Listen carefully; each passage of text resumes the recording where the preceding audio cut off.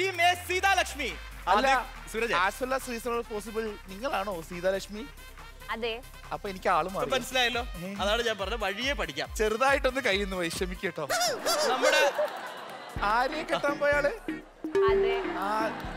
അവസാനം എന്താ കെട്ടാൻ ഇപ്പൊ ആരാ കെട്ടിയത് അതും കൂടി പറഞ്ഞു. അത് പുള്ളിയോട് പോയി ചോദിക്കും. അത് പുള്ളിയോട് പോയി ചോദിക്കും. പുള്ളിയോട് പോയി ചോദിക്കണം. എന്താ കെട്ടാഞ്ഞേ? അളിയാ, ആസ് വെൽ ആസ് റീസണബിൾ നിങ്ങൾ എന്താ കെട്ടാഞ്ഞേ? അളിയാ, നാളെ നിനക്ക് ഷൂട്ടിലല്ല. ഇല്ല, നീ പുള്ളിയോട് പോയി ചോദിക്കണം. തീർച്ചയായിട്ടും ചോദിക്കണം. അടുത്ത് നമുക്ക് പരിചയപ്പെടാൻ പോകുന്ന ആരാണ്? ഹായ്. ഹായ്. ഞാൻ ഹായ് എനിക്കാണോ ഇവനാണോ? രണ്ടിക്കോ. അപ്പൊ രണ്ട് കൈ വെച്ചിട്ട് ഹായ് കാണിച്ചേ. ഹായ്. ഓക്കേ. എന്റെ പേര് ഗോമതിയാണ്. I'm just working as a process analyst. Okay. So that's it. Gomathi. Yeah. ஏதாவது பேசுங்கோ, எனக்கு நல்லா தமிழ் புரியும். നിങ്ങൾ മലയാളത്തിലേ സംസാരിക്കും. അവരിപ്പോ മലയാളമാണോ പറഞ്ഞത് തമിഴാണോ? കുറച്ച് അറിയാം. വേലക്കാരിയായിരുന്നാലും നീ എൻ മോഹവല്ലി. എനിക്ക് വയ്യ. അപ്പൊ അടുത്ത് നമുക്ക് പരിചയപ്പെടേണ്ട ദേവസൂര്യയാണ്. ദേവസൂര്യ പരിചയപ്പെടുമ്പോൾ എനിക്കൊരു കാര്യം പറയണ്ട.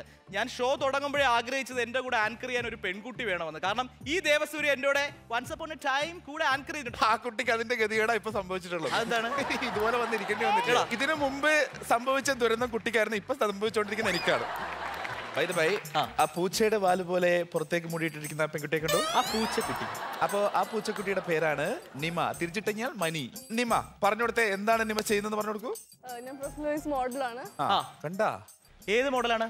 2019 മോഡൽ. ഞാൻ അടുത്ത ആ സുന്ദരി കുട്ടിയെ കണ്ടോ? ആ ചിരി കണ്ടോ? വിദ്യ. ആ സ്റ്റൈലിൽ പറഞ്ഞു കൊടുത്തേ. വിദ്യ. വിദ്യയുടെ വിദ്യകളൊന്ന് പറഞ്ഞു കൊടുത്തേ.